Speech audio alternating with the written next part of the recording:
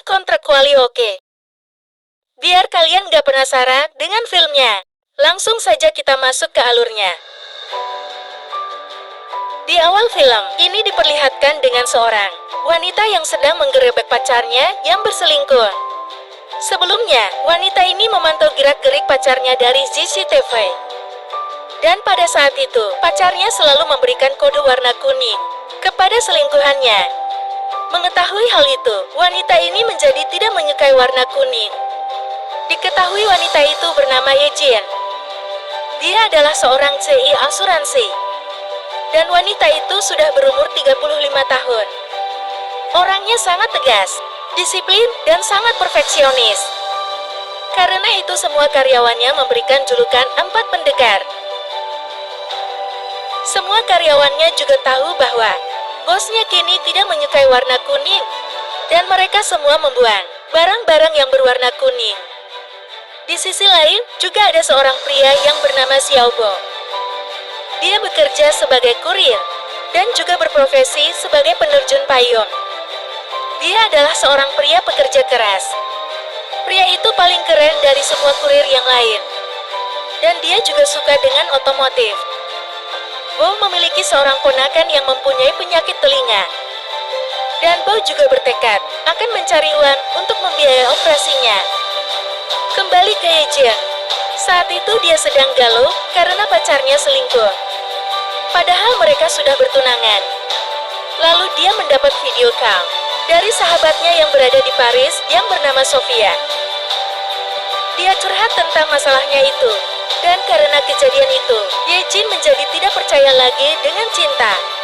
Yejin juga berpikir bahwa lebih baik menjadi single parent saja daripada harus mempunyai keluarga yang lengkap. Dia iri kepada Chopin yang bisa bahagia dengan keluarga barunya itu. Kemudian Yejin berencana akan membuat bayi tabung. Karena dia ingin mempunyai anak tanpa penggenjotan. Dan dia menyuruh asistennya mencari seorang pria untuk diambil benih-benih kecebongnya. Yejin juga menyuruh asistennya untuk merahasiakan rencananya itu. Lalu asistennya membuka lowongan pekerjaan sebagai kedok, agar rencananya berjalan dengan lancar. Saat itu banyak pria yang melamar. Tetapi tidak ada satupun yang cocok dengan kriteria Yejin. Dan saat itu dia tidak mau meneruskan pencariannya lagi. Kemudian terlihat Bo yang mendapat tugas untuk mengantarkan paket ke kantor asuransi itu. Dan di sana dia melihat lowongan pekerjaan dengan gaji yang lumayan besar. Pada saat itu terlihat seorang karyawan, wanita yang dipecat secara tidak hormat karena telah membuat penipuan, surat palsu, dan korupsi pada perusahaannya. Wanita itu sangat emosi sekali, sampai-sampai dia akan mencoba menusuk Yejin dengan cutter. Tapi pada saat itu Bo datang menolongnya. Hingga akhirnya wanita itu gagal menusuk Yejin. Ternyata wanita itu tidak terima dipecat. Jika dia kehilangan pekerjaannya, maka dia juga kehilangan anaknya, karena mantan suaminya akan mengambil hak asuh anaknya. Yejin menjadi luluh dan memaafkan wanita itu dengan memberikannya uang jaminan dan tunjangan untuk keperluan anaknya. Sampai wanita itu menemukan pekerjaan barunya. Kemudian, Bo mendapat peluang untuk ikut wawancara menjadi asisten. Yejin sangat tertarik dengan Bo karena penampilannya seperti tentara penerjun. Semua hasil tes dan wawancara, Bo sangat cocok dengan kriteria yang diinginkan Yejin. Kemudian Yejin mendapat kontrak kerja dengan perusahaan itu. Tanpa membaca kontrak kerjanya, Bo langsung menandatanganinya. Yang dipikirkannya saat ini hanyalah mendapatkan uang. Sebenarnya Bo tidak mengerti tentang pekerjaannya itu. Kemudian asisten wanita Yejin menjelaskan bahwa dia akan menggantikan posisinya sebagai asisten Yejin saat itu. Bo sangat yakin bahwa dia bisa melakukannya. Keesokannya Bo mulai bekerja. Saat itu dia harus menjemput Yejin di rumahnya. Tetapi Bo malah datang terlambat. Yejin pun terlihat agak sedikit kesal dengannya, karena dia tidak mau ada kesalahan sedikit pun. Tetapi karena hari ini adalah hari pertama Bo masuk kerja, Jadi Jin memberikannya toleransi. Semua pekerjaan Bo saat itu sangat kacau, karena dia selalu melakukan kesalahan, yang membuat Jin tidak menyukainya.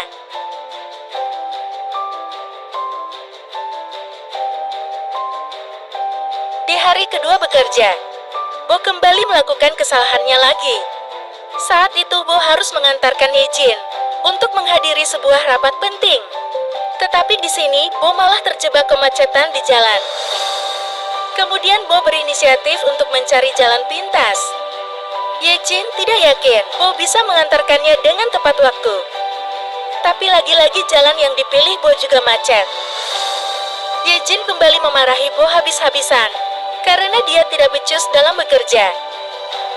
Bo yang kesal dengan perkataan Jin langsung berbalik memarahinya dan juga meminta Jin keluar dari mobil. Ternyata saat itu, Bo sudah mempersiapkan motor untuk mengantarkan Jin menghadiri rapat pentingnya. Karena waktu sudah mepet, mau tidak mau Jin tetap diantar menggunakan motor itu.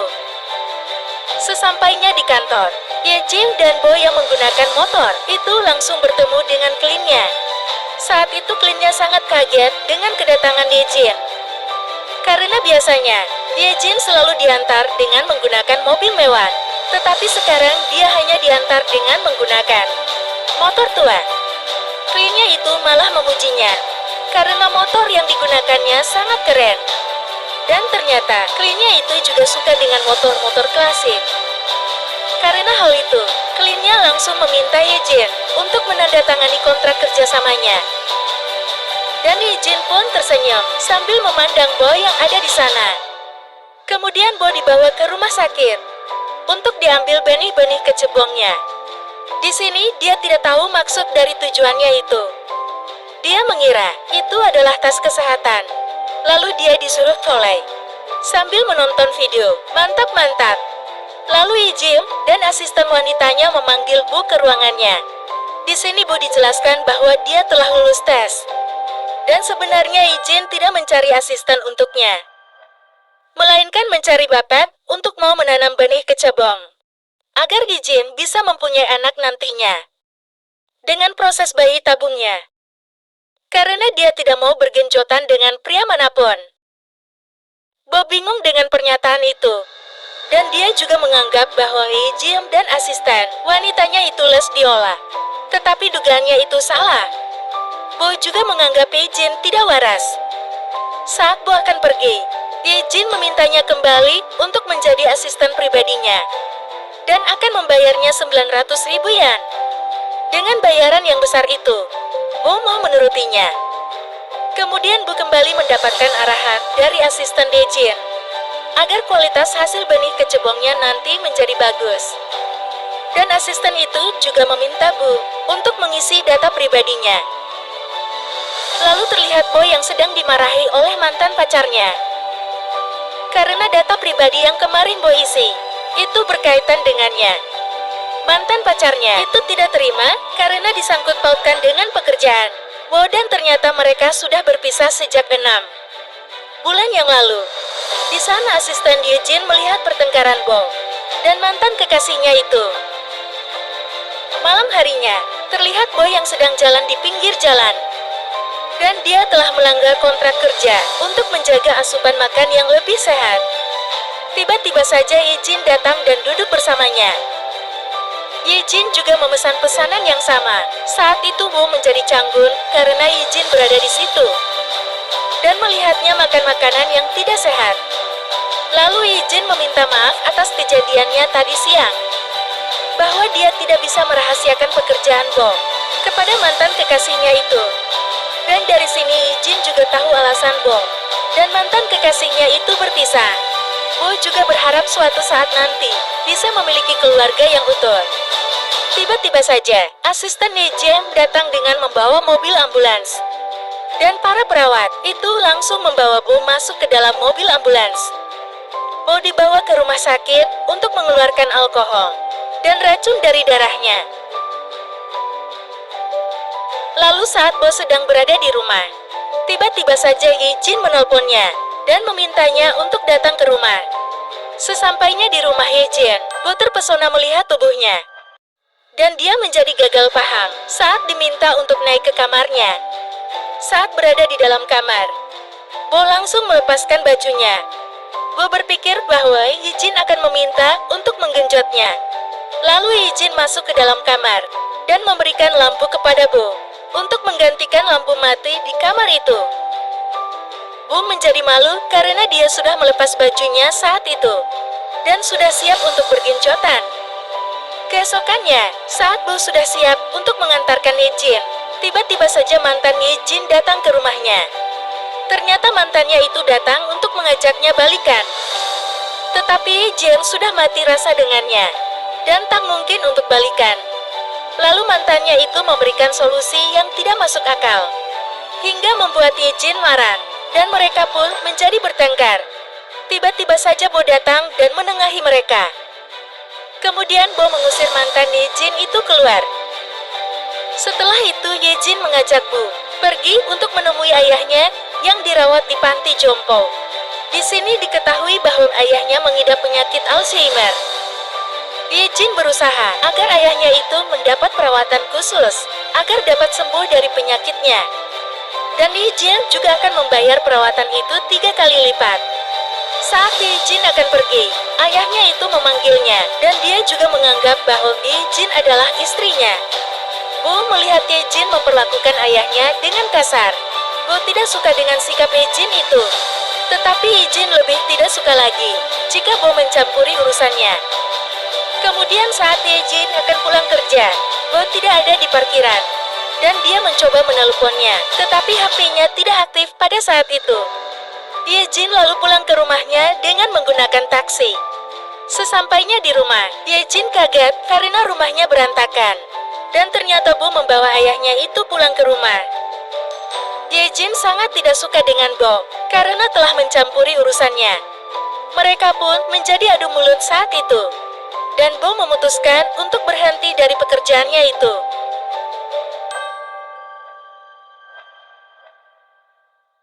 Keesokannya Bo mendapat pesan dari Yijin bahwa dia harus membayar denda ganti rugi karena sudah memutuskan kontrak kerjanya secara sepihak. Lalu Bo datang ke kantor Yijin dan memprotesnya karena dia tidak mau membayar denda itu. Lalu terlihat Bo yang marah-marah gak jelas. Yijin pun sempat tertawa melihat tingkah laku Bo. Kemudian Yijin menjelaskan kepada Bo bahwa tuduhan tentang dirinya itu salah. Yijin lalu memberitahu masa lalunya. Di sini diketahui bahwa ayah Yijin dulu pernah berselingkuh dengan wanita lain di hadapan ibunya. Karena itu ayah dan ibu Yijin menjadi sering bertengkar, hingga ibunya bunuh diri karena kelakuan ayahnya itu. Yijin menjadi dendam kepada ayahnya, dan dia memutuskan untuk berpisah dari keluarganya itu, dan tinggal di Paris. Karena cerita itu, Bo menjadi mengerti, dan dia merasa bersalah karena telah berburuk sangka dengan Yijin. Lalu Yijin balik bertanya tentang Bo. Kenapa dia sangat ingin mendapatkan uang banyak? Bo menjelaskan bahwa itu demi keponakannya. Dia ingin bisa membiayai operasi telinga keponakannya itu. Karena kakak kandungnya telah meninggal, dan kakak iparnya yang mengurus anaknya itu sendiri. Tanpa sadar mereka berdua minum anggur terlalu banyak, hingga membuat mereka berdua menjadi mabuk. Dan akhirnya mereka tidur bersama keesokannya. Yijin terbangun dan kaget karena tidur berdua dengan Bo. Lalu mereka bergegas untuk pergi. Singkat cerita, Yijin mengajak Bo pergi ke Paris untuk merencanakan program bayi tabungnya. Dan di sana dia bertemu dengan sahabatnya untuk berkonsultasi. Sahabatnya menyarankan agar Yijin tidak lalu menghamburkan uangnya untuk program bayi tabungnya itu. Karena sahabatnya ingin Yijin dan Bob bermantap-mantap saja. Tapi Yijin gengsi dong. Dan dia tetap pada pendiriannya. Kemudian terlihat Yijin yang berada di ruang operasi dan bersiap untuk melakukan program bayi tabungnya. Malam harinya terlihat Yijin dan Bo sedang duduk berdua. Mereka membahas mengenai anaknya nanti. Karena Yijin tidak ingin anaknya memiliki masa kecil yang tidak bahagia seperti dirinya dulu. Sebenarnya, Bo ingin benar-benar menjadi ayah dari anaknya nanti. Tetapi Yiji tidak menginginkannya. Dan dia malah mau mengarang cerita, agar bisa menjadi alasan untuk anaknya nanti. Jika suatu saat bertanya tentang ayahnya, Bo lalu menceritakan tentang kecelakaan atau insiden saat sedang melakukan ski diving. Saat itu, ada seseorang yang sangat takut untuk terjun dari pesawat, hingga orang itu tak sadarkan diri. Dan seseorang lain berusaha untuk menolongnya. Tetapi orang itu malah tertendang wajahnya, hingga dia menjadi tak sadarkan diri, dan terjatuh ke tanah tanpa parasut. Bo terlihat sedih saat menceritakan cerita itu. Lalu dia pergi meninggalkan Yejin. Kemudian terlihat Yejin dan Bo sedang menghadiri sebuah pesta. Dan di sana Sofia memberitahunya bahwa program bayi tabungnya berhasil. Yejin dan Bo sangat senang dengan kabar itu. Mereka pun berdansa dan berpelukan. Bo mengatakan kepada Yejin bahwa dia mau bersamanya. Tetapi Yejin malah pergi meninggalkannya. Saat itu, Sofia juga menyarankan agar Yejin menikah dengan Bo. Sepertinya dia juga menyukai Bo. Tetapi Yejin sepertinya bimbang dengan keputusannya saat ini. Lalu keesokannya Yejin menyuruh Bo untuk kembali ke Hong Kong. Dan dia menyudahi semuanya. Sebenarnya Bo masih berharap bisa bersama dengan Yejin. Tapi Yejin sangat keras kepala dan tetap menyuruh Bo untuk pergi. Dengan rasa kesal, Bo pergi dengan berjalan kaki. Singkat cerita, Bo berhasil mengoperasi ponakannya agar dapat mendengar kembali. Kakak iparnya sangat senang saat itu. Tapi di sisi lain, Bo masih terus memikirkan Yejin. Sudah berbulan-bulan Bo dan Yejin lost kontak. Kemudian Bo mempunyai ide untuk membuat hadiah yang nantinya akan dikirim ke Paris untuk Yejin dan anaknya nanti. Bo bekerja keras untuk membuat hadiah itu, hingga akhirnya hadiah itu selesai dibuat, dan dia kirim ke Paris. Saat di Paris, ternyata Yejin juga terbayang wajah Bo yang sedang mengirimkan paket untuknya. Tetapi itu hanya bayangannya saja, dan kenyataannya itu adalah orang lain. Kemudian terlihat Sofia, dan suaminya sedang kebingungan, karena Yejin menghilang dari rumah. Lalu Sofia mendapat kabar tentang keberadaan Yejin. Dan saat itu Sofia juga mengundang Bo untuk datang ke Paris. Lalu mereka pergi mencari keberadaan Yejin. Dan diketahui bahwa Yejin mengalami keguguran. Saat itu dia sangat senang sekali karena kehamilannya itu. Dan dia mempersiapkan segala kebutuhan bayinya itu sendiri. Sehingga dia menjadi kelelahan dan saat itu dia mengalami pendarahan. Kemudian Yejin dibawa ke rumah sakit, tetapi bayinya tidak tertolong. Yejin sangat sedih dan depresi saat itu. Hingga suatu ketika paket hadiah yang dikirimkan Bun itu datang, dan membuatnya teringat kembali masa-masa berat itu. Kemudian, mereka menemukan keberadaan Yejin, yang saat itu berada di tebing pantai. Bo lalu menghampirinya, dan mencoba untuk menenangkannya. Yejin sangat depresi, dan dia juga berniat untuk bunuh diri saat itu. Karena dia telah 2 kali ditinggal oleh orang yang paling dia sayangi. Bo lalu mengingatkannya pada cerita seorang penerjun yang tewas. Dan ternyata itu adalah kakak kandung Bo. Perlahan-lahan Bo mendekatinya, dan dia malah mengatakan bahwa jika Yejin mati, Bo juga akan ikut mati dengannya. Mereka berdua malah lompat ke tebing itu. Dan ternyata Bo sudah mempersiapkan parasut. Lalu mereka berdua berhasil terbang ke udara.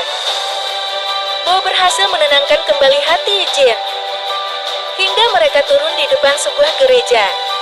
Dan pada saat itu juga mereka saling bermadu kasih di sana.